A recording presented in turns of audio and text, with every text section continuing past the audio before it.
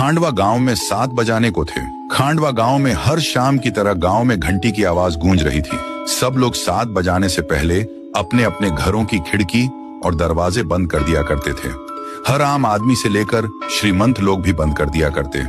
उसी गांव में राणा सा और उसका बेटा देव दोनों एक घर में रहते थे। राणा सा अपने बेटे देव को बोलते हैं, बेटा देव जल्दी जाके सारे खिड़की दरवाजे बंद करो, 7 बजने वाले हैं।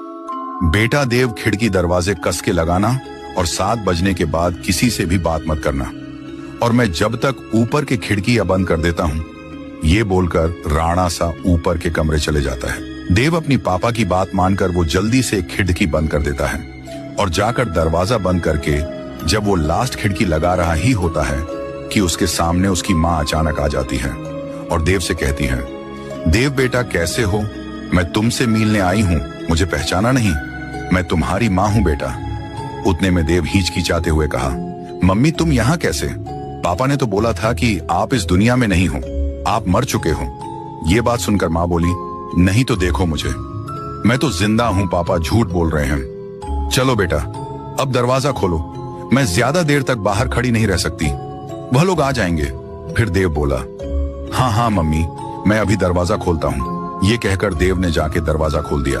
दरवाजा खुलने के बाद मम्मी अंदर आने लगी। दूसरी तरफ राणा सा नीचे आ गया।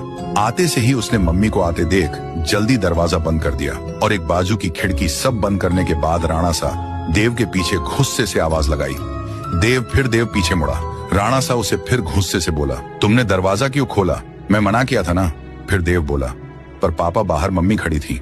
राणा सा बोला, शांत हो जाओ मैन, कहाँ था ना तुम्हारी, मम्मी मर चुकी है, मैं तुम्हें बाद में सब बता दूंगा, अब चुपचाप ऊपर जाकर सो जाओ। फिर देव तेजी से ऊपर सोने के लिए चला गया। देव अपने कमरे में आकर बिस्तर पर करवटें लेकर सो रहा था। देव को अपनी माँ की याद सताती गई। उसके मन में कई सवाल घूम रहे थे और जब सुबह हुई तो राणा सा देव को लेकर कहीं तो ले जाने लगा। वो देव को लेकर गांव के रास्ते पर लेके आया और देव को बोला, देखो बेटा ये वही रास्ता है जहां पर तुम्हारी मम्मी मरी थी। कैसे देव की मम्मी? राणा सा बताए गए रास्ते पर 7 बजे मारी गई। ये देखने के लिए पार्ट 2 का इंतजार करें।